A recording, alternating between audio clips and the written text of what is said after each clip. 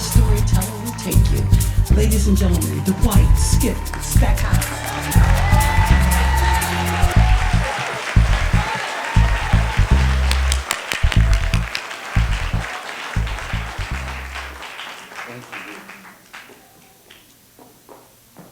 Well, good evening. It pleases me so much to say their names out loud and in the sacred airspace of this museum. James Arthur, James Milton. These were their names. Of course, it's not what we called them. They were Daddy and Dickie to us. My father and my older brother were great storytellers, but they were so much more than that. They were the stuff of which great stories are made. My father was a very unusual human being, and so utterly dramatic that he could only produce utterly dramatic children. And all of his children are, and perhaps none more so than his firstborn, my big brother, who was for many years a figure of a father for me. But no one could supplant my father's influence in my life. I did not like him. He ruled his house in such a way that I was afraid of him.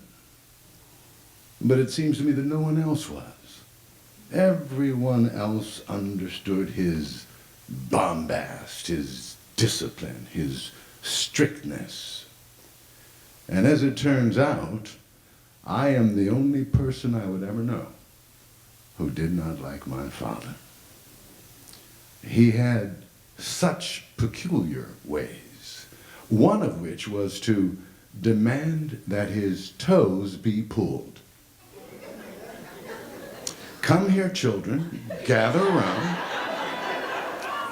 pull my toes. It was the strangest request, and for many years, certainly while he lived, I had no idea what that was about. Pull my toes. But Dickie knew, even if he found out too late. Daddy had given up so much of his life, as good parents do, as good daddies do for their children and for their families. Now, I believe that parents have favorites.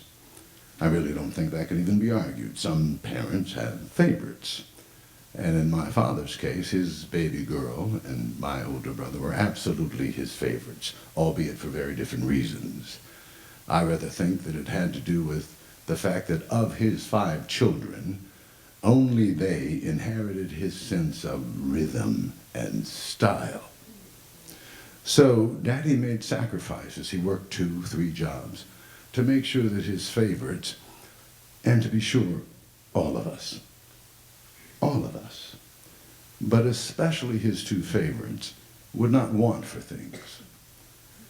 So we were poor, but we had no sense of that.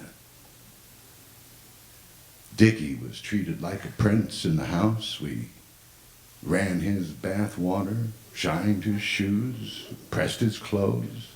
My sister would happily and regularly be coerced into doing his homework. My father and my mother were chefs, so mealtime was always a family affair, and given what they did for a living, it was typically garnished and splendid. One would want to take a photo as much as eat the preparations. But on many of these occasions, Daddy would convince us that there was nothing better than a chicken neck.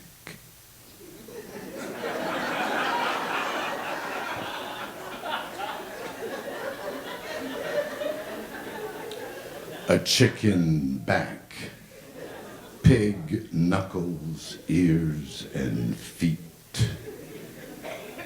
That's what he would eat. But for his children, the best of what there was ours. And his apparent preference for what is for most people the waste parts of these stables had only to do with his love for his children, and to be sure that we had enough, and as importantly, to make certain that there was no sense of poverty. I was slow to learn this. So when Daddy would ask, "Come here, children, gather around and pull your daddy's toes," I would grimace, go bewildered, get reluctantly in line.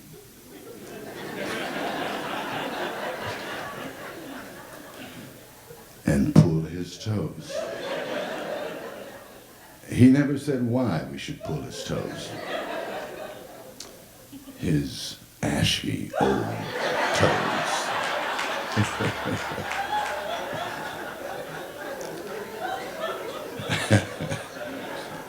But now I know why. My daddy was an interesting man. He was a brainy fellow with interesting people in his world, and he did interesting things, but nowhere near the level of interest that burned in his mind and heart. He could only dream, and very few of his dreams ever came to fruition, even his high aspirations for his children. He was a proud and hopeful man. My father and I were very different people, and predictably, very much the same. I was told by people who knew him that I am most like him of his children, in ways that matter now. I was to learn, for example, that he, like me, was a mama's boy. Now, I never thought that my father and my older brother resembled each other. My father lost, if he ever had, that finely tuned musculature with which my brother was gifted.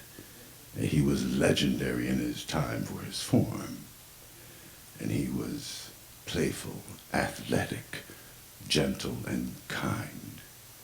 And he taught me many things, the rights of an older brother, how to ride a bicycle, throw my first baseball and football, and he was all of the things a big brother should be. He was protective and warm. He actually bought me my first bike and signed for me to get my first car. Daddy insisted on academic excellence. Dickie failed at this. But no matter. Daddy was proud. He had wanted, you see, during his prenuptial imaginings and his prenatal speculations, a mental giant such as he thought his seed would produce. Dickie was as big.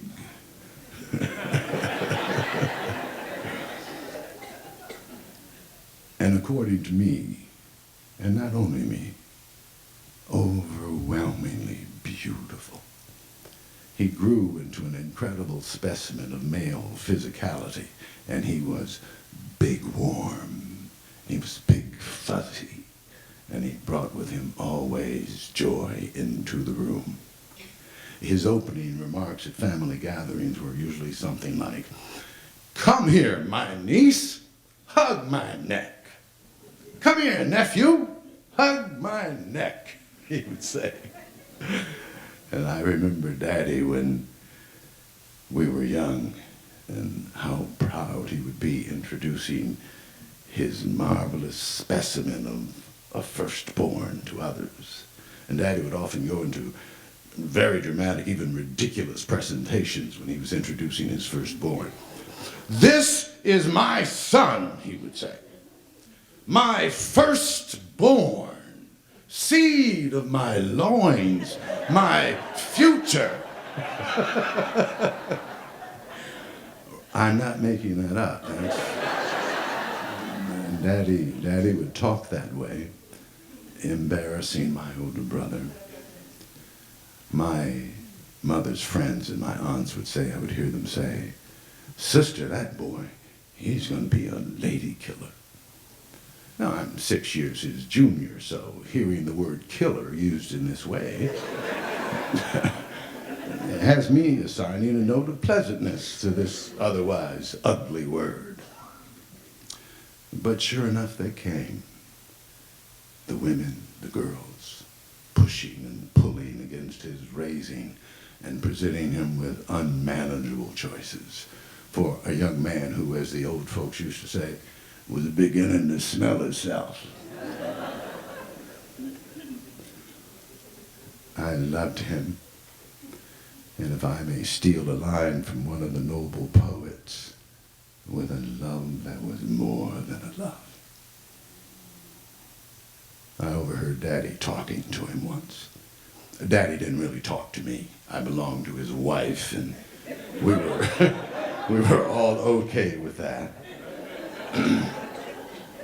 But Daddy would lecture daily. But this time he was talking to his firstborn only.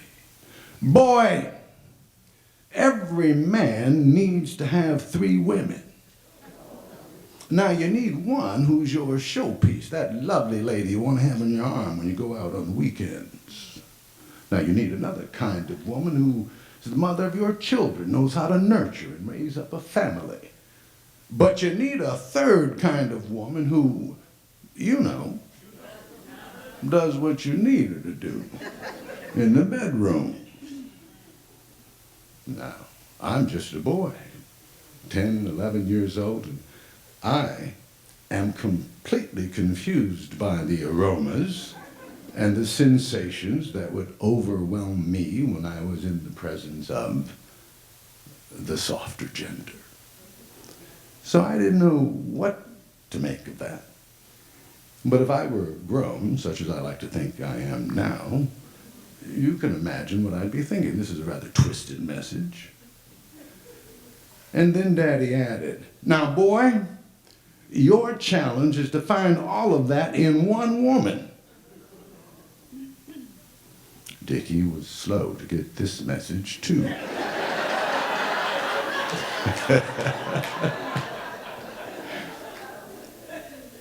One day he brought home a young lady that he was proud to introduce to the family. She was pretty enough, petite, with lovely midnight skin. Those were her gifts, but she had managed to do nothing with them, except to put a shine on it, which happened to be lard.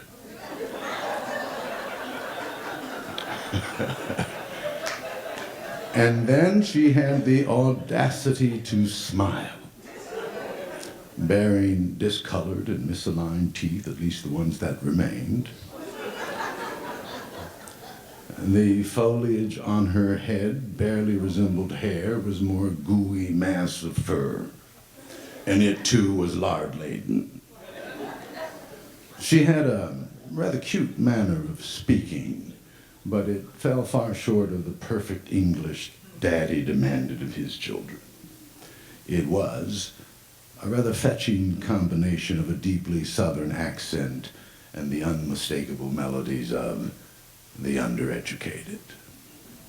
Now, I'm a boy, and I find her and all of her differences amusing, but not so for Daddy. He brought a forced politeness to the introduction, and after a few minutes of courteous chit-chat, he announced that it was time for Dickie to walk the young lady home. When he returned at about 9 o'clock in the evening, Dickie found everything that could be called his own on the front porch, stuffed in a suitcase in brown paper bags. Daddy let him knock on the front door for some time before going out to meet him. And there he was, under the glow of the porch light, the smoke from his ever-present cigarette just climbing through the glow. Boy!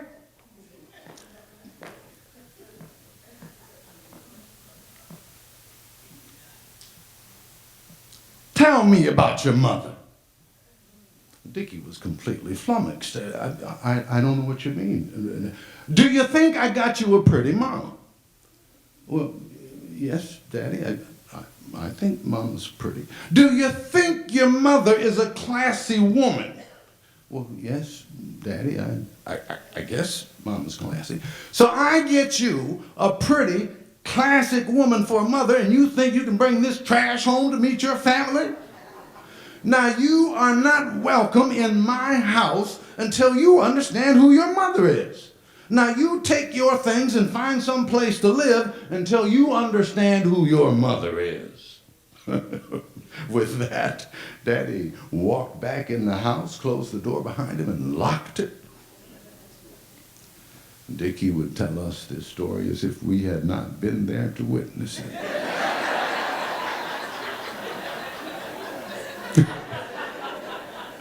Daddy let him wander the streets for some time before hopping in his car, driving up Michigan Avenue to retrieve his son, lecturing all the way home. Daddy's gone now. He fell victim to the ravages of diabetes and that sugar water he used to drink. He spent the last few years of his life as a double amputee. No toes left to pull. Dickie was utterly devastated when Daddy died. And here's why. He understood pulling Daddy's toes. Finally, he knew what that was about. And while he may have learned it too late, he learned it long before I did. My brother told me this story. He went to see Daddy, who had called him. He was old now and wanted some company in the way that lonely people do. Dickie went reluctantly, thinking the old man was just being dramatic. He found my father forlorn and holding an item of clothing that had belonged to our mother. He was clutching this memory dearly while sitting and appearing so tiny in a wheelchair and playing a song by Tyrone Davis, a song called Can I Change My Mind? And the refrain was, if you remember the song, I would like to start all over again. And tears appeared in Daddy's eyes. And Dickie did not know what to do, as Daddy just played the song over and over again. So my brother, with his marvelous physicality, picked him up, held him in his arms, and danced with him rhythmically to the music, something I could never do. He said nearly nothing. He just cried with him while the wrenching song played repeatedly like the memories. Dickie, with all of his bigness, all of his machismo, could not tell this story without crying himself. You see, the moment was too full of memories and regret, and Dickie had to leave. He had to get out of that house, or else his legs would be gone too, like Daddy's, and he would be stuck there in the painful remembrance. And some days later, when Daddy called again, Dickie made excuses, said he couldn't come, too busy. In truth, he simply could not face the pain And then he got another phone call. Daddy had died. And Dickie wept the big tears of shame and regret. This was a hard story for my brother to tell, but he was telling us something about life and death and love and regret and forgiveness. They are both gone now, and I have 100 stories to tell about them, but only time enough for these few enlightening memories. I wish they were here. I would hug my big brother's neck, kiss his beautiful bald head, and I would lovingly kneel before my father with warm oil and fragrance and rub the remains of his legs, searching down through the years for those missing toes. They were wonderful, as fathers and figures go. And they will live at least as long as I do. And I will speak their names honorably all of the days of my life.